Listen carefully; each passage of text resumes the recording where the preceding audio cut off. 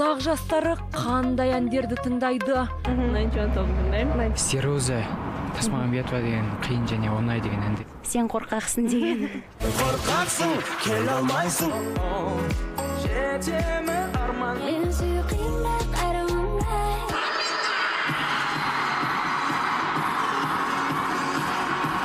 Сөздері ойнақы, әуені жеңіл әндер енді сахнаны жаулай ма? Ай дейтін әже, қой дейтін қожа жоқтықтан болып отқан нәрсе. Хит ән. Әрбір әншінің хит ән айту арманы. Себебі хит ән әншінің жұлдызын жағады.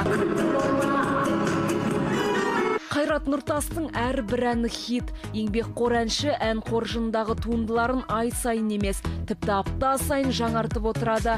Соңғы шыққан әнін Қайрат сөзсіз хит болатынын алдын ала сезген көрінеді. Ол уже хит болып қойды.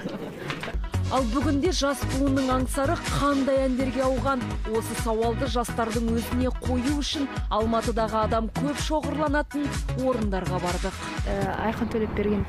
Басқа Ерке Есмахан, Төреғали Төрәлі. Әбдіжаппар Әлқожаны өте ұнайды. Жастардың талғамын тексеріп көру үшін ғаламторға біз де үңіліп көрдік. Себебі ғаламтор оның ішінде түрлі әлеуметтік желілер әнші қауымының танымалдылығын одан сайын арттыратыны сөзсіз. Сонымен ютубқа кіріп, қай әнші, қай әні ең көп көрілімге ие болғанын бірге саралап көрейік. Осыдан 7-8 ай бұрын жүктелген әнші Ерке Есмаханның «Қайда» деген әнін 54 миллион адам тамашалаған. Рэпер Жах Халиптің «Лейла» әнін 43 миллион. Ал Ернар Айдардың «Күнім сен сөнбеш» әнін 15 миллионнан астам адам көрген. Соңғы уақытта ерекше танымалдылыққа ие болған Қуандық Рақым мен Альбина Шардарованың «Болайық бірге» әні өзіне 11 миллион адамды елтіп әкетіпті. Жастардың талғамына сай келетін тағы бір ән ол Нұрболат Абдуллиннің «Сен қорқақсыңы» YouTube желісіне жүктелгеніне бір жыл өтпей-ақ 10 миллион адам көріп үлгерген. Әнші «Сен қорқақсың» әнін айтамын деп өзде қорқақ болып қалған сияқты түсірілім тобымызға сұхбат беремін деп уәде беріп алып, аяқ астынан айнып қалғаны бізді таңғалдырды. Алдын ала жұмыс кестесін құрмайтын Қуандық Рақым да сұхбаттан қашып, уәдесінде тұрмады. Халық алдында жүрген әншілердің мұндай жауапсыз іс-әрекеттерін қалай бағалауға болады? Әй сұлу қыз қалың қала, көңіл алды саған қара, енді жібермеймін оңай. Бұл жас әнші Әбдіжаппар Әлқожа. Оның әнін ғаламторда 7 миллионнан астам адам көріп үлгерген. Үлкен сахнада өнер көрсетіп жүргеніне биыл 8 жыл толыпты.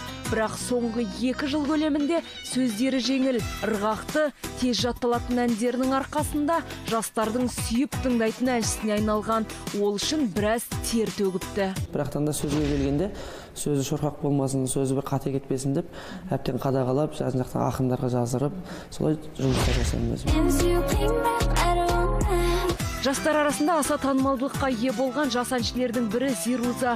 Оның «Қиын оңай» деген әні 2 айдың ішінде 3 миллион рет тыңдалыпты. Ал 91 тобының «Аяма» деген әні YouTube желісінде осыдан 1 ай бұрын ғана жүктелген, қаралымы жағынан 4 миллионға жеткен.